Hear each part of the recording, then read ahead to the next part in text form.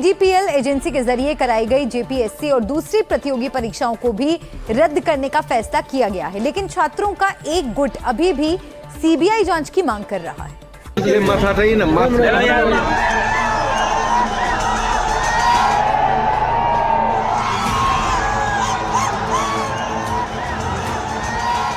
JPSC और JSSC भर्ती परीक्षाओं में धांधली के खिलाफ 29 जुलाई से छात्रों और युवाओं का आंदोलन शुरू हुआ। आखिरकार 17 अगस्त को बात बन गई। झारखंड सरकार ने सीजीएल को भी रद्द कर दिया। छात्रों ने जश्न मनाया। देवेंद्र महतो ने अनशन तोड़ा। यात्रा करते हुए हम लोग का झारखंड सरकार के तरफ से अंततः एक बहुत बड़ा फैसला आया 17 अगस्त को, और जितने भी हम लोग का डिमांड था परीक्षा रद्द वाला, जेएसएससी सीजीएल समेत टीडीपीएल द्वारा आयोजित सभी परीक्षाएं रद्द की जो मांग थी वो हमारी पूरी हो गई है। यह एक छात्रों का आंदोलन का ऐतिहासिक जीत है।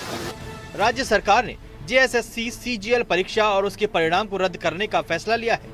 इसके साथ ही लखनऊ की टीडीपीएल एजेंसी के जरिए कराई गई जेपीएससी और दूसरी प्रतियोगी परीक्षाओं को भी रद्द करने का फैसला किया गया। सरकार के फैसले का दायरा केवल जेएसएससी सीजीएल तक सीमित नहीं है।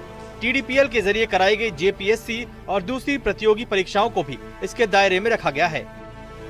जेपीएससी 14वीं संयुक्त सिविल सेवा प्रारंभिक परीक्षा, संयुक्त सिविल सेवा बैकलॉग परीक्षा 2023, संयुक्त सिविल सेवा बैकलॉग परीक्षा 2025, झारखंड पात्रता परीक्षा, वन क्षेत्र पदाधिकारी नियुक्ति परीक्षा, सहायक वन संरक्षक नियुक्ति परीक्षा और टीडीपीएल के माध्यम से कराई गई दूसरी प्रतियोगी परीक्षाएं इसमें शामिल हैं।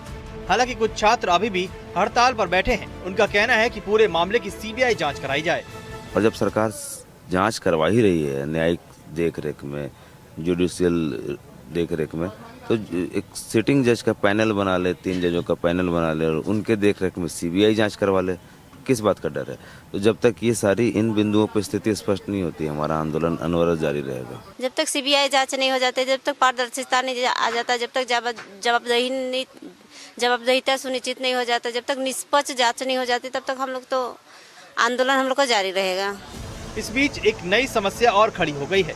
झारखंड सरकार ने परीक्षाएं रद्द करने का ऐलान तो कर दिया, लेकिन अब इन परीक्षाओं में सफल अभ्यर्थियों ने सरकार के खिलाफ मोर्चा खोल दिया है।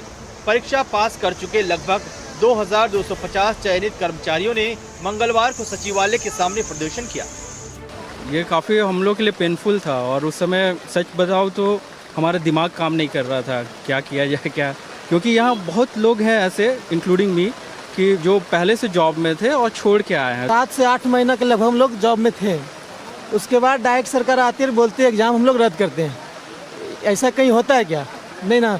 उसके बाद ज्वाइनिंग लेटर में भी लिखा हुआ है कि अगर कोई जांच में दूषित पाया जाता है स्टूडेंट तो उसको निकाला जाएगा, उस पर कार्रवाई किया जाएगा। तो हमको बिना कुछ बताए जो करना है, फांसी देना चाहे तो फांसी दे दे, कोई दिक्कत नहीं। और कोर्ट का डिसीजन भी है। कोर्ट में लगातार 1 साल ट्रायल चला है।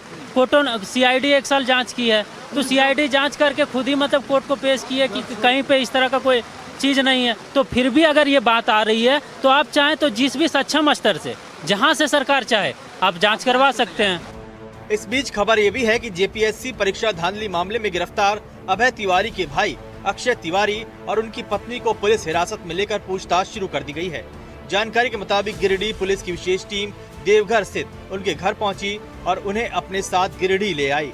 बताया जा रहा है कि अभय तिवारी ने जेएसएससी सीजीएल के जरिए अपने परिजनों को सरकारी नौकरी दिलाने में कथित तौर पर मदद की थी।